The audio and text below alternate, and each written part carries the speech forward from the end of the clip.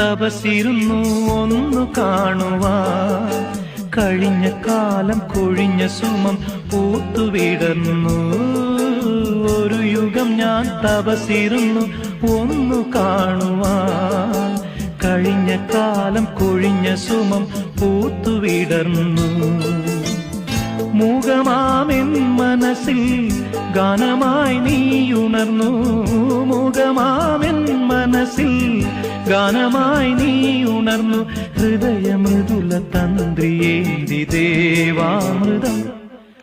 വൈശാഖസന്ധ്യേ നിൻ ചുണ്ടിലെന്തേ അരുമ സഖിതൻ അധര കാന്തിയോ.